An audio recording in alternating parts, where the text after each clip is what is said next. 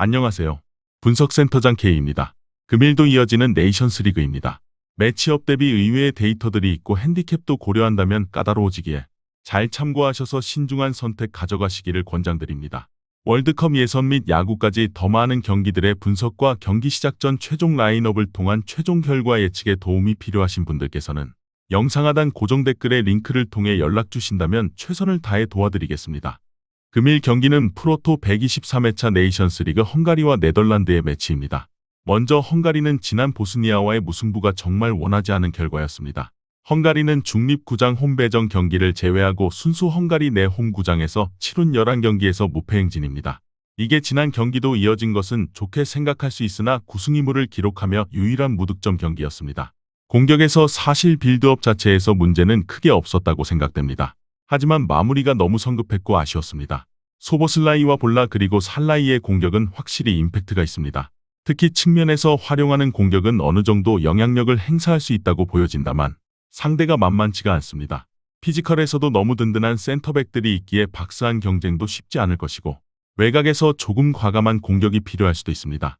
또한 네덜란드 상대로 조금 된 기록이다만 맞대결 9연패를 기록하고 있습니다.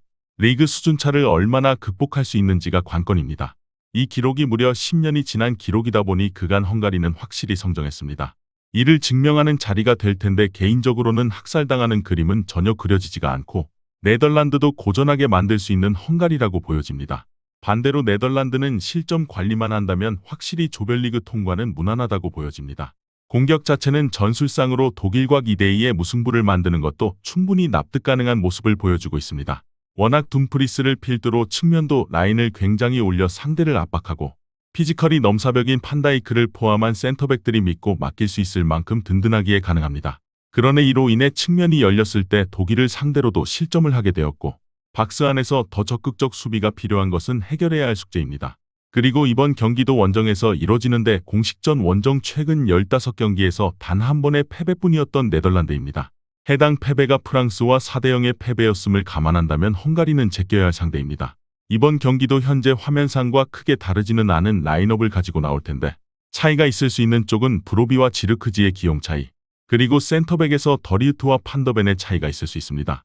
더리우트가 특히 최근 아쉬운 플레이들이 겹쳐 나타나고 있다 보니 출전 가능성이 떨어질 수도 있는데 사실 누가 나오더라도 여타 팀들은 부러워할 만한 조합이 갖춰집니다.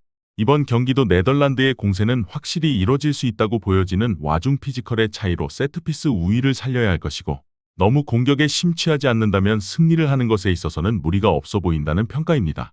하지만 아케도 부상으로 빠지고 팀버도 없는 만큼 결국 상대가 주로 치고받는 네덜란드 기준 왼쪽 수비가 핵심이 될 것이라 보여집니다. 결과 예측을 해본다면 이번 경기는 헝가리가 역사를 바꿔야 하는 경기입니다. 중립구장 홈사이드 경기가 아닌 헝가리 홈구장에서 11경기 무패 행진을 달리고 있는 기세가 있다만 네덜란드에게 역사적으로 9연패를 당하고 있기 때문입니다. 확실히 수준 차이가 어느 정도 느껴지는 것은 부정할 수 없습니다. 하지만 헝가리에게도 분명히 기회가 있을 것이라 보여집니다. 개막전의 상대인 독일은 당연했던 결과라고 받아들여야 하지만 지난 보스니아와의 경기에서 소보슬라이의 활약은 오른쪽 측면에서 확실히 영향력이 있었고 마무리가 아쉬웠던 부분에 대한 개선은 분명히 있어야겠으나 조직력 자체에서는 개인적으로 밀린다고 생각이 들지는 않습니다. 심지어 가장 마지막 맞대결 성적은 무려 2013년으로 이들의 9연패 성적이 기록된 데이터가 굉장히 오래되었습니다. 그간 헝가리도 많은 발전을 해왔고 홈에서 강세도 있다면 이번 경기는 의외로 네덜란드도 클린시트로 경기를 끝내지 못할 가능성이 매우 높아 보이는 경기입니다. 또한 헝가리의 전개가 측면에 강점이 있고 네덜란드도 수비전환 상황의 측면 공간이 꽤나 열리는 만큼 개인적으로는 1대2 내지 헝가리 무패 기록을 의식한다면 2대2까지도 가능할 경기라 보여집니다.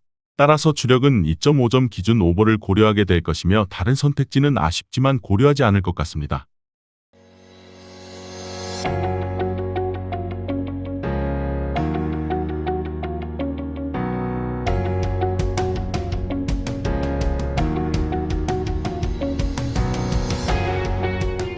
다음 경기는 보스니아와 독일의 매치입니다. 먼저 보스니아는 드디어 친선전 포함 7연패를 끊어냈습니다. 0대0의 무승부로 헝가리를 상대로 버텨내는데 성공했는데 결과를 떠나서 내용이 너무 아쉬울 수밖에 없었습니다. 리그 A 승격을 만들기는 했으나 최근 7경기 22실점의 처참한 수비와 유럽 내 경쟁력을 잃은 조직력이기에 이번 상대인 독일은 정말 힘들어 보이는 것 같습니다. 보스니아는 여전히 제코의 의존도가 굉장히 큽니다. 인테르에서 활약할 당시 정도의 기량과 체력만 있더라도 일말의 희망을 걸어볼 수는 있으나 제코는 어느덧 만 38세의 나이에 들어서고 말았습니다. 여전히 페네르바체를 포함해 각종 대회에서 13경기 9득점을 올리며 2024년은 잘 보내고 있고 이번 대회도 한 골을 넣기는 했습니다. 문제는 공을 얼마나 잡을 수 있을지조차 장담할 수 없는 이번 경기입니다. 독일의 반코트 경기가 예상되다 보니 사실 이번 경기도 3-5-2 포메이션보다 오히려 제코 원톱의 5-4-1 포메이션으로 나올 가능성이 높습니다. 윙어들의 라인이 올라오는 일이 크게 없을 것인데다 중앙 미드필더들의 조직력이 너무 떨어지기에 독일이 실수를 하는 것이 아니라면 제코의 역습 공격 자체가 유의미하게 이루어질 가능성도 떨어지는 것 같습니다. 결국 얼마나 지켜내면서 초반 버티는 전술을 길게 활용하며 싸울 수 있는지 여부가 관건이며 개인적으로는 승패를 고려한다면 업셋을 일으키기에는 너무 부족한 전력이라는 평가는 부정할 수 없는 것 같습니다. 반대로 독일은 골득실에서 앞서며 조 1위를 달리고는 있는데 조별리그는 문제가 없어야 합니다. 물론 세부적으로 들여다본다면 이번 대회도 아쉬울 수 있습니다. 은퇴와 함께 부상으로 전력 손실이 상당합니다. 부상으로 빠진 무시알라와 하베르츠의 이탈로 전방 공격의 변화가 일부 생기는 것도 독일의 압도적 경기를 기대하는 사람들에게 한끗의 아쉬움을 충분히 가져올 수 있습니다. 그나마 화면처럼 그나브리와 비르츠를 필두로 공격 자체는 문제가 될 것이라 생각할 수는 없으나 있고 없고의 차이가 체감이 될 수밖에 없을 것 같습니다. 또한 노이어와 함께 테르슈테겐까지 전력외 선수들이 되어버린 대표팀 상황에 이번 경기는 바우만을 포함해 3명의 새로운 골키퍼들이 데뷔를 노리고 있습니다.